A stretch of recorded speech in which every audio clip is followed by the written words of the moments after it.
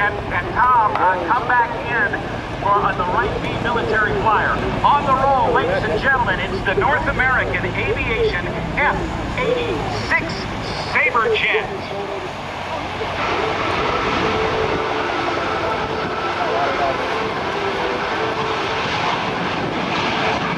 It was the World War II that the jet fighter made its appearance in combat.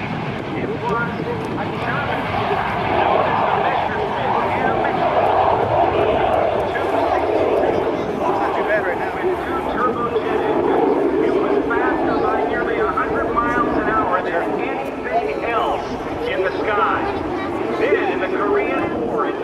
Vectren to 1953, that was the first war in which both sides had jet aircraft. The Russians were providing the North Korean Air Force with Russian-built Gurovich or MiG-15 aircraft. Very, very fast, able to outperform anything that the Americans had as they supported and defended South Korea. The straight-wing F-80 Shooting Star was the aircraft that first entered the Korean War for the Americans, but it was simply outclassed by the lighter, faster, more powerful, and swept-wing MiG-15. North American Aviation that also built the P-51 Mustang in World War II. Had plans on the drawing board, which they got with information they got from the Russians during World War II, and found that, as Danny Clisham has told you in the past here, a 35-degree swept wing would give the aircraft the speed and the maneuverability. Early in the war, Russian pilots were actually flying the North Korean MiGs. Oh, cool. There you see that 35-degree sweepback of the wing, which gives it amazing speed and agility. It was powered by a General Electric J47 jet engine that generated about 5,200 pounds of thrust, fully loaded with guns. The 650 caliber machine guns mounted on either side of the nose where the jet intake was. And fuel tanks that weighed 16,357 pounds. It had a top speed of about 673 miles per hour. Paul Wood at the controls. The flying Warbird. And I stand corrected. As quickly, this aircraft climbs to over 4,000 feet. The initial climb rate on the on the F-86 Sabre jet, over 7,600 feet high.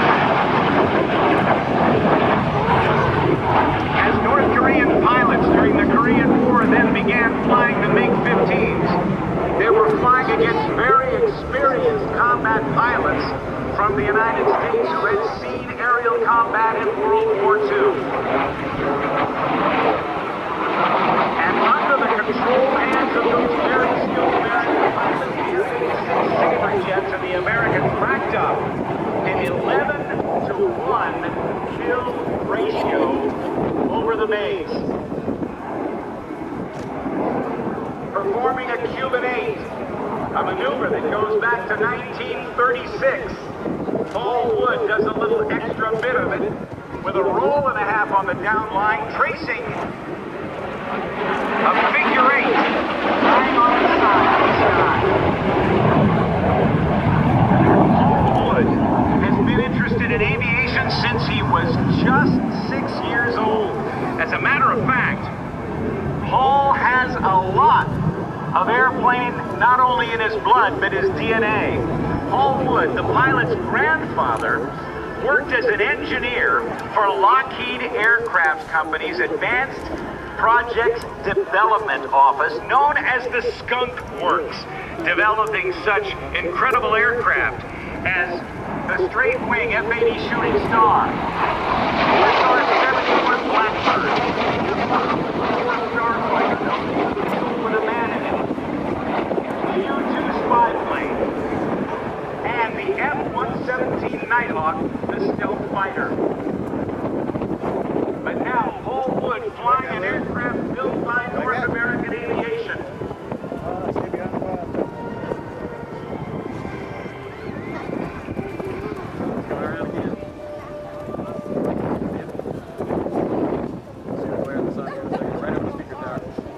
The F-86 Sabre jet actually was able to break the sound barrier in a shallow dive.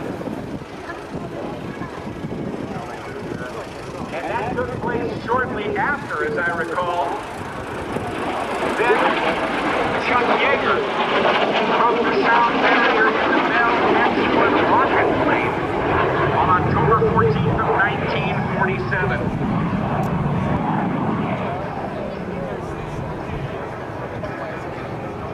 The design of this aircraft, with its 35-degree wing sweep, and the Russian-built MiG-15 was made possible by German research. The first Sabres arrived in South Korea in December of 1950. Now with the air show smoke on,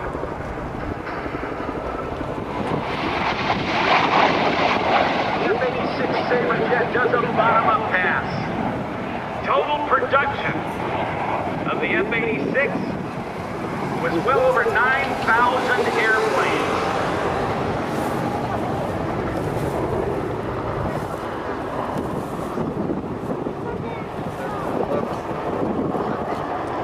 Paul Wood went to college at the University of Illinois. He got his master's in business administration at Columbia University. He was the co-founder of a very successful investment firm called Madison Dearborn Partners. He retired in 2007 and began flying Warbirds at that time. Watch for the nose to come off.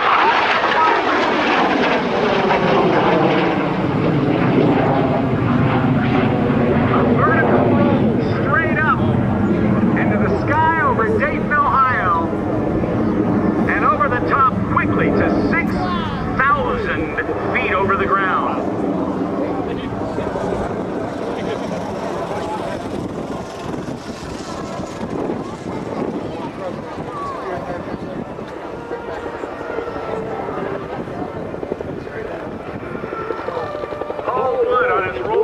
Now pushes away from the crowd. The P-51 Mustang was developed by North American Aviation in World War II in just 117 days. That was an incredibly bold statement and goal that was reached by Dutch Kindleberger and his design staff at North American Aviation. It became, according to many people, and arguably the #1 fighter in World War II. But now, as we watch Paul Wood down on the deck, North American Aviation to bring to the battle an aircraft which, as I mentioned, racked up an impressive kill ratio against the North Koreans. Danny Clisham has said to me before, the F-86 was the biggest distributor of MiG parts anywhere in the Korean conflict.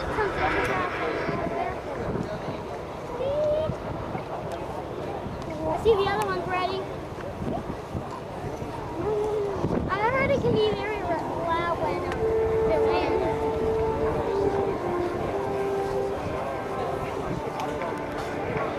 Paul Wood is now turning base leg to land on runway 24. Some people ask, why do they call it runway 24? Quick explanation. If you were to walk out in the middle of this runway in front of us and put down a magnetic compass, you would see that it is lined up with about 240 degrees in magnetic direction. The reciprocal, or opposite direction, is 60 degrees. And so you put that together, and the runway in front of us actually has two numbers depending on which way the aircraft is landing or taking off. 24 for runway 240 degrees, lop off the last 0. And 6 for 60 degrees. As Paul Wood declares, UTC Aerospace Systems is hosting the F-86 performances this weekend. UTC Aerospace Systems performs the Goodrich Corporation.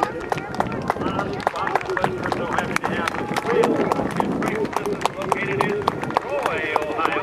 Designs and manufactures aircraft wheels and brakes for more than 200 different types of aircraft. All of us in UTC Aerospace bringing in the mighty F-86 Sabre demonstration today. Please give Paul Wood the F-86 and UTC Aerospace a big round of applause. We want to thank and give a special air show welcome to the Jamestown, New York Squad Television aerial coordinator. He is a winner of the Art Show Memorial Showmanship Award and the Bill Barber Award for Air Show Showmanship. Please welcome back to the stage after his incredible flight in the right-beam wire, Hollywood Danny Clisham. Thank you, Rob Ryder. Thank you, Rob Ryder. But enough about me. I'm Rob Ryder, 5-time Emmy winner, singing live from Bob Braun Show for 13 years. Live in person on live TV every day. Recipient of the Sword of Excellence, the highest award given in the International Council of Air Show Awards Banquet. Las Vegas, Nevada, every December. It is a black tie affair. Only the best of the best win that.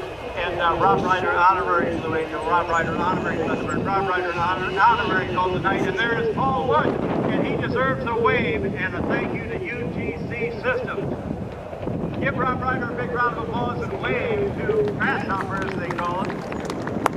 Thank you, ladies and gentlemen, and again, we'd like to thank the sponsor of the actually from your right to your left, UTC Aerospace Systems, Troy, Ohio. And all our sponsors, we need our sponsors. Heidelberg, distributor of Budweiser beer. The action continues this week. Keep the aircraft moving, keep the act moving, keep the variety going. No, it's movie time. Rob Ryder, Rob's also a member of the Screen Actors Guild. He's going to tell you about a Disney movie that involves that airplane blowing